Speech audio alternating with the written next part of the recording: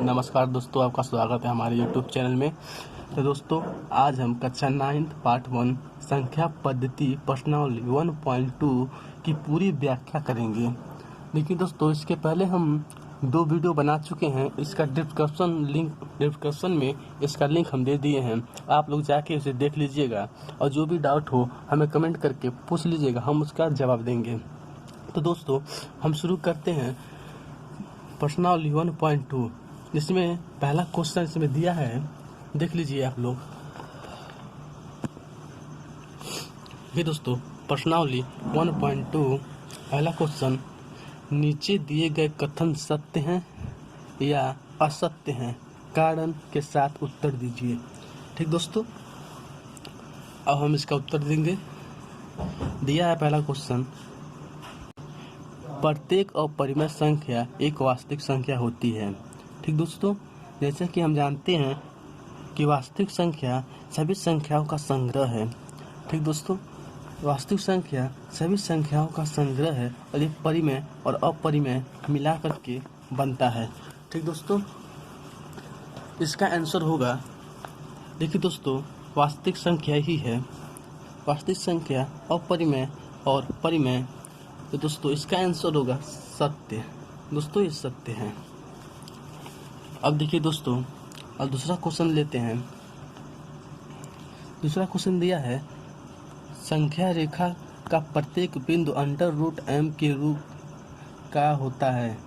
उस संख्या रेखा का प्रत्येक बिंदु करड़ी m के रूप का होता है, जहां m एक प्राकृतिक संख्या है। देखिए दोस्तों, यहाँ पे दिया है अंत में m एक प्राकृतिक संख्या है। देखिए दोस्तों, संख्या रेखा जो होता है ये प्लस में भी होता है और माइनस में भी होता है। तो यहाँ पे 0 लेते हैं, 1 2 3 4 5, और फिर दोस्तों -1 -2 -3 -4। तो दोस्तों, यहाँ पे हम प्राकृतिक संख्या की बात हो रहा है, इसलिए हम माइनस में नहीं ले सकते हैं और प्राकृतिक संख्या हमारा ये है, इसलिए दोस्तों हमारा दूसरा क्वेश्चन असत्य होगा। देखिए दोस्तों, असत्य होगा। अब दोस्तों हम तीसरा क्वेश्चन की बात करते हैं। प्रत्येक वास्तविक संख्या एक अपरिमेय संख्या होती है। ठीक दोस्तों, जैसे कि हम पहले क्वेश्चन में जान चुके हैं कि वास्तविक संख्या क्या होता है, आप भी समझ गए होंगे। तो इसके लिए मेरा तीसरा क्वेश्चन असत्य होगा। अब दोस्तों बात करते हैं दूसरे क्वेश्चन की, क्या सभी तो दोस्तों यहाँ पे क्या दिया है, एक हमें अपरिमेय संख्या लेना है और पूर्णांक लेना है। तो दोस्तों यहाँ पे एक परिमेय संख्या निकालना है हमें। तो यहाँ पे हम कोई भी अंक ले सकते हैं, इसका कोई बाध्यता नहीं है। तो इसलिए दोस्तों हम यहाँ पे दूसरा क्वेश्चन में √49 ले लेते हैं। 49 ले लेंगे तो इसका हो जाएगा 7, इसका स्क्वायर 7 हो जाएगा। और फिर इसको हम लिख सकते हैं कि यह एक 7 एक परिमेय संख्या है, क्योंकि दोस्तों 7 है और नीचे हम 1 लगा देंगे तो हमारा परिमेय संख्या बन जाएगा।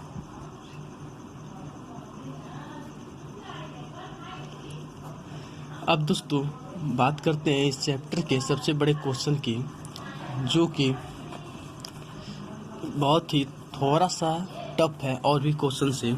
देखिए दोस्तों, यहाँ पे दिया है तीसरा नंबर, दिखाइए कि संख्या रेखा √5 को किस प्रकार निरूपित कर सकते हैं। देखिए दोस्तों,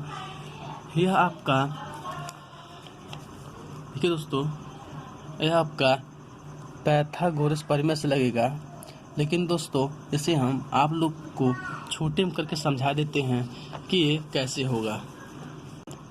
देखिए दोस्तों, यह √5 दिया है, तो दोस्तों एक हम स्केल लेंगे और आप जानते हैं कि नापना कैसे है।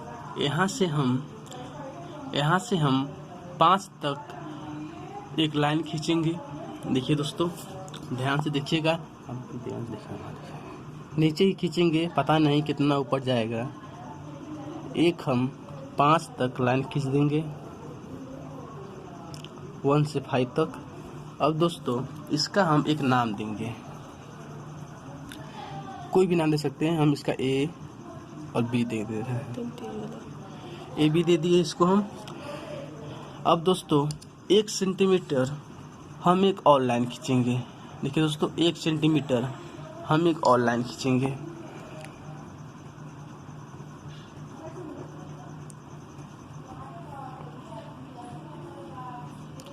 ठीक दोस्तों, और इसका नाम हम सी दे देते हैं। नाम आपको अपने मर्जी से देना है, कुछ भी दे सकते हैं। अब दोस्तों ए हो गया। अब आपको लंगड़ा प्रकार उठाना है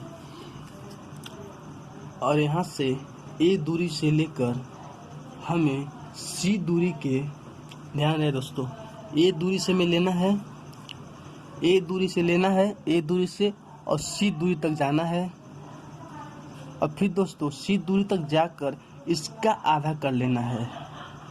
ठीक दोस्तों, आधा करने के बाद आधा से थोड़ा सा ज़्यादा कर लेना है। ठीक दोस्तों, थोड़ा सा ज़्यादा कर लिए। अब इसको एक चाप मारना है।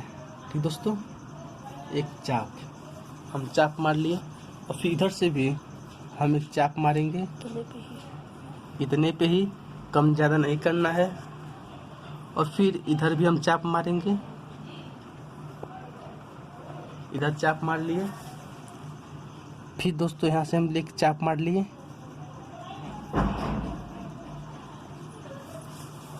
देखिए दोस्तों ये आपका चाप मारा गया, आप देख रहे हैं। दोस्तों बात क्या है यहाँ पे,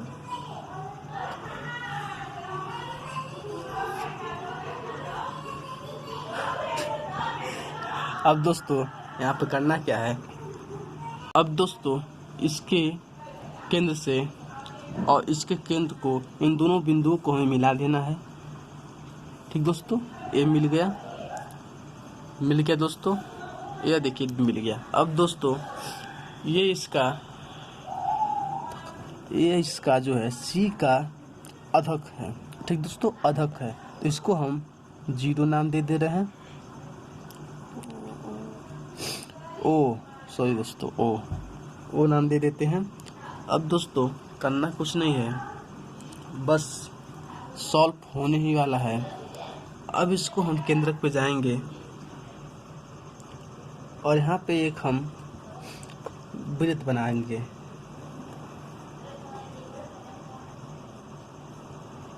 दोस्तों बन गया।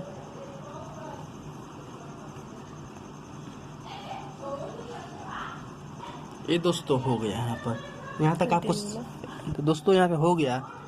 तो दोस्तों आपको यहाँ तक समझ में आ गया होगा। अब दोस्तों बी रेखा पर, सॉरी बी बिंदु पर एक हम रेखा खींचेंगे। ठीक दोस्तों, बी बिंदु पर एक हम रेखा खींच दिए और इस रेखा का नाम हम डी ले लेते हैं। डी ले लिए। दोस्तों ये जो रेखा खींचे हैं हम, ये जो रेखा है यही हमारा √5 है। ठीक दोस्तों, यही हमारा √5 है। अब दोस्तों इसे निरूपित करना था, हमने निरूपित कर दिया। अब इसको हम पूरे विस्तार से लिखेंगे। तो यहाँ पे हम बता दे रहे हैं आपको, जिस तरह क्वेश्चन में दिया है उसी तरह लिखेंगे। देखिए दोस्तों पहला पॉइंट हमारा सर्वप्रथम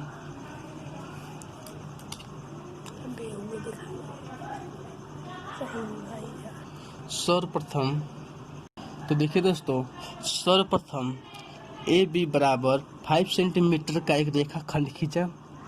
दूसरा पॉइंट, बिंदु बी से 1 सेंटीमीटर दूरी पर एक बिंदु सी लिया। और तीसरा, ए सी का अर्धक पी क्यू खींचा जो ए सी को ओ पर काटता है। फिर ओ सी त्रिज्या लेकर अर्धवृत्त बनाया। दोस्तों दोस्तों 5वां पॉइंट, बीच से रेखा खींचा जो दोस्तों कौन बीच से अब दोस्तों सॉरी थोड़ा छींक आ गया था। सॉरी दोस्तों, उनको बहुत हंसी आ रहा था तो बी से रेखा खींचा जो अर्धवृत्त को